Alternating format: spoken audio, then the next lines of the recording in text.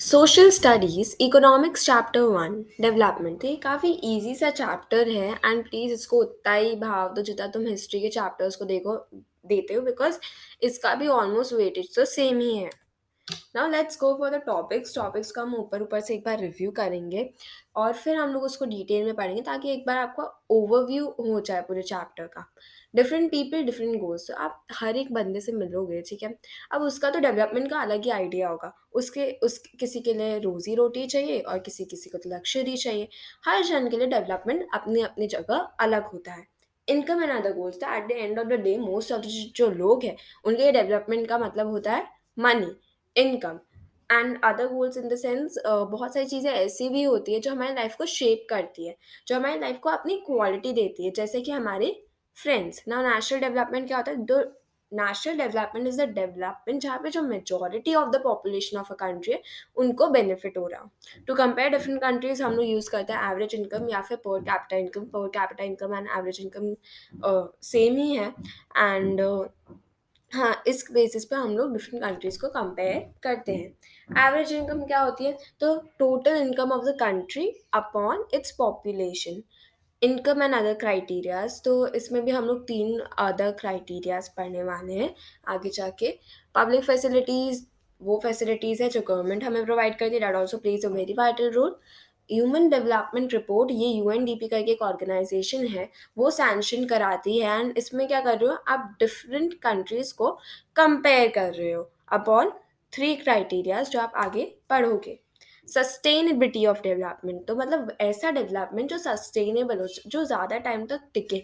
हम लोग जो अभी डेवलपमेंट कर रहे हैं ना, वो अपनी फ्यूचर जनरेशन्स की नीड्स को सैक्रिफाइस करके कर रहे हैं, जो कि ऐसा नहीं होना चाहिए। ये डेवलपमेंट हमारे एनवायरनमेंट को डैमेज नहीं करना चाहिए।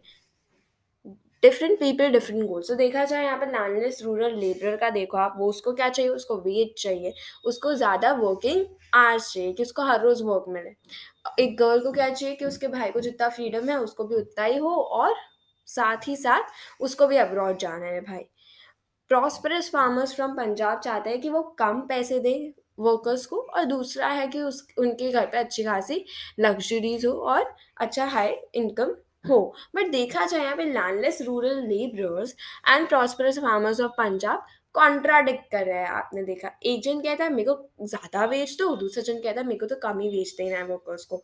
देखा जाए हमें इससे दो चीज़ें पता चलती है कि फर्स्टली डेवलपमेंट हर एक के लिए अलग अलग है, और दूसरा एक के लिए जो डेवलपमेंट है वो दूसरे के लिए डेवलपमेंट ना नहीं भी हो सकता, और दूसरा कॉन्ट्राडिक्ट भी हो सकता है, मतलब डिस्ट्रक्टिव भी हो सकता है। कन्फ्लिक्टिंग आइडियाज ऑफ डेवलपमेंट, तो ऐसे दो एग्जाम्पल्स और है। अ गर्ल एक्सपेक्ट्स उतना, मतलब एक गर्ल को उतना ही फ्रीडम चाहिए जितना उसका भाई को मिल रही है, बट शायद और वो चाहती है कि वो उसका भाई जो है वो भी डोमेस्टिक वर्क में उतना ही हाथ बटाए जितना वो करती है, बट मे बी उसके भाई को ये पसंद ना आए। दूसरा इंडस्ट्रियलिस्ट है, तो इंडस्ट्रियलिस्ट चाहते हैं कि डैम्स बनाए जाए ताकि इलेक्ट्रिसिटी जनरेट हो सके, बट जो ट्राइबल्स है वो तो नहीं चाहेंगे ये, बिकॉज वो तो डिस्प्लेस हो जाएंगे। तो इससे हमें दो चीज़ें पता चलती है, डेवलपमेंट हर एक के लिए अलग अलग है, और एक के लिए जो डेवलपमेंट है वो एक के लिए डेवलपमेंट नहीं भी हो सकता है, और दूसरा डिस्ट्रक्टिव भी हो सकता है। ना अल्टीमेट गोल इज मनी, तो at the end of the day आप आधे जनों से पूछोगे तो उनका अल्टीमेट गोल क्या है? उन्हें मनी ही चाहिए। बट उसके अलावा भी बहुत सारी इंपॉर्टेंट चीज़ें होती है हमारी लाइफ में, जैसे कि equal treatment, freedom, recent discrimination, मतलब उनके साथ डिस्क्रिमिनेशन ना हो, मतलब सोशल इक्वालिटी हो गया एक में मायने से। जैसे आपके फ्रेंड्स भी आपके लाइफ में बहुत इंपॉर्टेंट हैं। तो इट्स लाइक मनी इंपॉर्टेंट है बट और भी चीज़ें इंपॉर्टेंट है। नाउ अब अगर हम लोग एग्जांपल ले जॉब का, आपके पापा को जॉब ऑफर आया है एक खड़गपुर में और एक मुंबई में, तो वो कहाँ लेना चाहेंगे?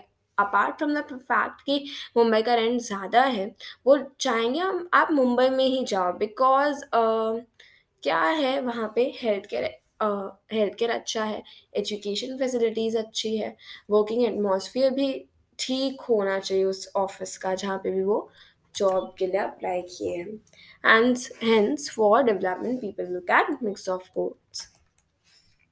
नेशनल डेवलपमेंट क्या होता है? जो मेजॉरिटी ऑफ द कंट्री को फेवर करे, बट वो जो मेजोरिटी है वो कोई पर्टिकुलर कास्ट या रिलीजन नहीं हो सकती। कि देखा जाए अगर इंडिया की बात करें तो एक हिंदू है, एक हिंदुइज्म मतलब हिंदू लोग यहाँ पे ज़्यादा है एज़ कम्पेयर टू मुस्लिम्स, ठीक है। तो हर डिसीजन सिर्फ हिंदूज के लिए नहीं लिया जाएगा कि हिंदूज तो ज़्यादा ही है उन्हें ही प्रॉफिट होना चाहिए।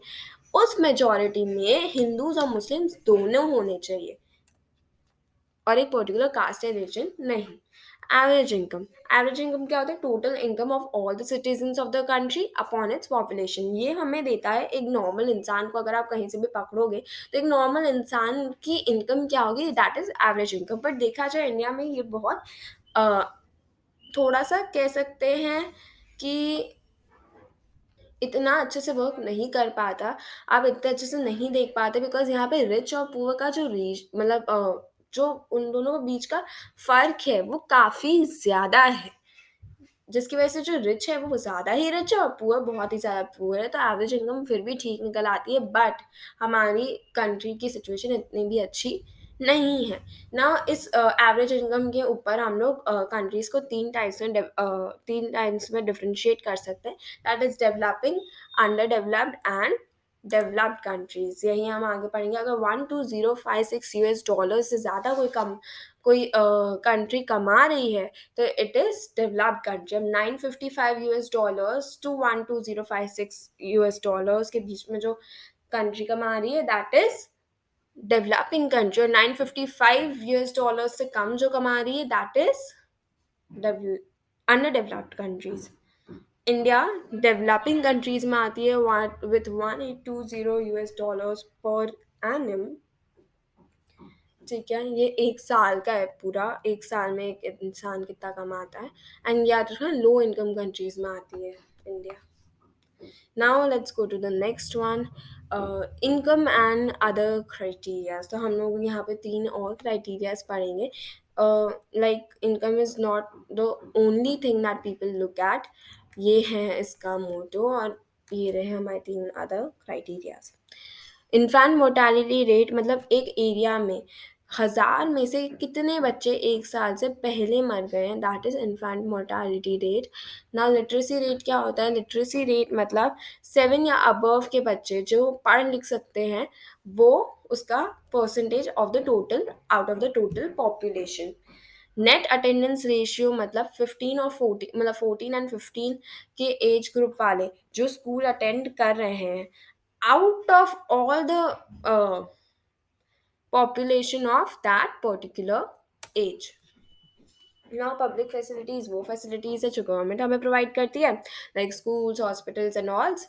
बट आप सोचोगे इसका तो कितना ही महत्व है। Let me give you an example. तो देखा जाए आप एक विलेज में रहते हो, ठीक है। आपके पास भले ही पैसे हैं अपने बच्चे को एजुकेशन दिलवाने के लिए, बट जब तक वहाँ पे स्कूल ही नहीं होगा आप कैसे करोगे? जब तक आप अपने बच्चे को बाहर भेजने के लिए आपके पास पैसे हैं तब तक ठीक है, वरना आप क्या करोगे? तो देखा जाए public facilities also play a very vital role.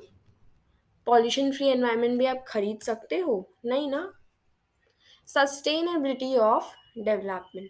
तो सस्टेनेबिलिटी ऑफ डेवलपमेंट मतलब जो डेवलपमेंट हम आजकल कर रहे हैं वो सस्टेनेबल नहीं है, वो ज़्यादा टाइम तक टिकेगा नहीं, वो उल्टा आगे जाके बुरा ही साबित होगा, बिकॉज हम आज का एनवायरनमेंट को डिग्रेड करके डेवलपमेंट कर रहे हैं। सस्टेनेबल डेवलपमेंट क्या होना चाहिए? जो आप एनवायरनमेंट को डिग्रेड किए बिना अगर आप कोई डेवलपमेंट करते हो, that is sustainable development.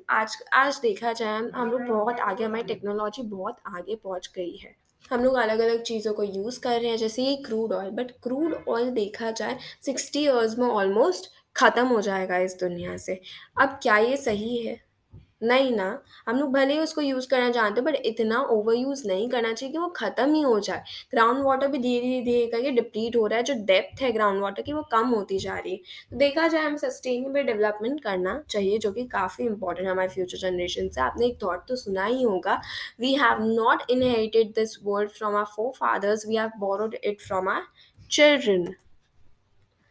Human development index, तो ये चीज़ यूएनडीपी का ये एक ऑर्गेनाइजेशन है, उसने बनाई है, जो डिफरेंट कंट्रीज़ को वो लोग कंपेयर करते हैं इसके थ्रू। अब 3 क्राइटेरियाज़ है इसके लिए भी, life expectancy, education, per capita income. But इसमें यहाँ पे लाइफ एक्सपेक्टेंसी दी हुई है, that is another form of health ही देख लीजिए आपकी एक एक पर्टिकुलर एरिया में कितने टाइम तक एक इंसान जिंदा रह सकता है। Now gross enrolment ratio, gross enrolment ratio मतलब सारे ग्रेड्स में कितने कितने बच्चे पढ़ने जा रहे हैं एट स्कूल। ठीक है, अब पर कैपिटा इनकम तो हमने पूरा उसमें डिटेल स्टडी कर रखी है आगे, तो वो तो आप बस पढ़ लीजिए एक बार। Adding these indicators and dividing it by 3, तो दिस इज HDI। ठीक है, life expectancy plus gross enrolment ratio plus per capita index upon 3। ये यूनाइटेड नेशंस डेवलपमेंट प्रोग्राम ने प्रिपेयर किया, ये याद रखना है, that is important. BMI, body mass index, body mass index हमें बताता है कि एक जो पर्सन है अकॉर्डिंग टू हिज एज कि वो अंडर नरिश्ड है, ओवर नरिश्ड है मतलब ओवरवेट है, या फिर नॉर्मल है, अपनी मतलब अच्छा खासा है, इतना ही होना चाहिए एक इंसान को। ये एज के हिसाब से होता है। ठीक है, ए आपके इकोनॉमिक्स के टेक्स्ट बुक में एकदम लास्ट में एक टेबल दी हुई है पूरी बॉडी मास इंडेक्स की। अगर आपको शौक हो तो आप उसको पढ़ सकते हो, बट मैंने एक यहाँ पे एकदम ओवरव्यू टाइप दे दिया है कि फॉर एग्जांपल हाँ, मैंने एक बार उसको शॉर्ट में लिखने की कोशिश की है, बट ये एग्जैक्टली राइट नहीं हो सकता, बट हाँ एक बार चल जाएगा। BMI तो बॉडी मास इंडेक्स क्या होता है, weight in kgs upon height in metre square, ये स्क्वायर है, इंटू टू नहीं लेना है, तो केजी अपॉन मीटर स्क्वायर। ठीक है, अब जिस मतलब एक जन का weight upon height, it's height in metres का स्क्वायर। नाउ BMI अगर 18 to 24 के बीच में होता है तो वो नॉर्मल काउंट किया जाता है, मतलब उतना ही होना चाहिए। अब BMI अगर 24 से ज़्यादा होता है तो वो ओवरवेट कंसिडर होगा, और अगर BMI कम है 18 से तो आप अंडर नरिश्ड हो, माल नरिश्ड हो, आपको ज़्यादा खाने की कोशिश करनी चाहिए। ठीक है, तो with this we finish our chapter, hope you had fun, and आप ये स्लाइड्स एक बार रिव्यू कर लेना, ये डिस्क्रिप्शन बॉक्स में इसका लिंक दिया हुआ होगा, एंड एक बार आप उस सारी स्लाइड्स को जो है वो रिव्यू कर लोगे तो आपको ज़्यादा से ज़्यादा 7-8 मिनट्स चाहिए, बट आपका ये चैप्टर और पक्का हो जाएगा। With this we come to the end of this video, and hope we meet soon in the next video. Thank you.